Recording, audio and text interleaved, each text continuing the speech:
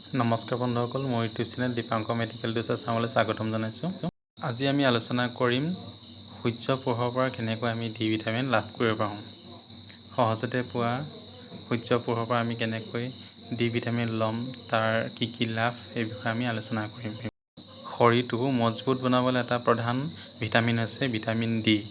Vitamin D কম হোৱাৰ ফলত আমাৰ দেহত বিভিন্ন ৰোগে দেখা দিব পাৰে আৰু সময় নোহোৱালৈকে বা নোহোৱাকৈয়ে মানুহৰ দেহৰ বয়সৰ চাপটো পোৱা যায়।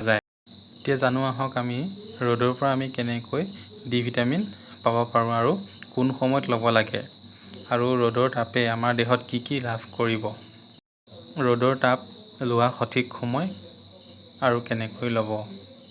ৰ'দৰ তাপ লোৱা সঠিক সময় হৈছে ৰাতিপুৱা 7 বজাৰ পৰা 9 বজাৰ ভিতৰত। মাত্ৰ 2 ঘণ্টা সময় ল'ব লাগে। ইয়াত পিছত যদি বৰ বেছি জোৰকৈ ৰ'দটো ওলায়, তাৰ ফলত আমাৰ দেহত স্কিনৰ প্ৰব্লেম দেখা দিব পাৰে। আমি যেতিয়া ৰ'দৰ তাপ লওঁ, তেতিয়া সেই সময়ত আমি এটা কথা মনত ৰাখিব লাগে যে আমি সূৰ্যটোৰ পিছফালে পিঠিটো দি পিনি আমি বহিব লাগে। বহি লোৱাৰ পিছত আপুনি আপোনাৰ হাত, ভৰি আৰু পেটটো আপুনি ৰ'দত উলিয়াই থ'ব পাৰে। অলপ অলপকৈ ওলোৱা ৰ'দে তাপে আপোনাক একো ক্ষতি নকৰে। যদি বেছি তাপত ওলায় ৰ'দটো, তেতিয়া আপোনাৰ কিন্তু কেঞ্চাৰৰ ভয় হ'ব।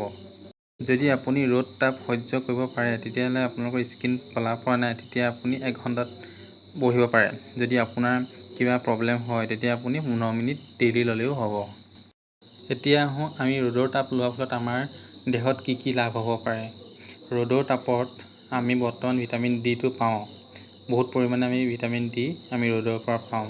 আৰু লগতে আমাৰ দেহত থকা মেলাটনিন নামৰ এটা হৰম'নে সৃষ্টি হয়, যাৰ ফলত আমাৰ টোপনিটো যোৱাত সহায় কৰে।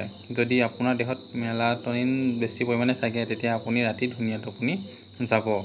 আমাৰ শৰীৰত 80% ভিটামিন আমি ৰ'দৰ তাপৰ পৰাই ল'ব পাৰোঁ, আৰু 20% আমি খোৱা খাদ্যৰ পৰা পাব পাৰোঁ। ৰ'দৰ তাপ লোৱাৰ ফলত আমাৰ মানসিক চাপ হ্ৰাস হয়, যাৰ ফলত আমাৰ ভাল চিন্তা কৰা, ভাল লগা হৰম'নবোৰ সৃষ্টি হয়।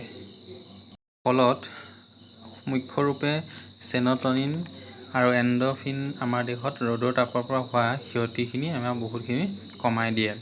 ৰ'দৰ তাপ লোৱাৰ ফলত আমাৰ মানসিকভাৱে বহুখিনি ফিট হৈ থাকে আৰু এক্টিভ হৈ থাকিব পাৰোঁ। যদি মোৰ ভিডিঅ'বোৰ চাই ভাল পাইছে, প্লিজ মোৰ ইউটিউব চেনেলটো লাইক কৰি দিব, ছাবস্ক্ৰাইব কৰি দিব আৰু ওচৰতে থকা বেল আইকনটো টিপি দিব। ধন্যবাদ।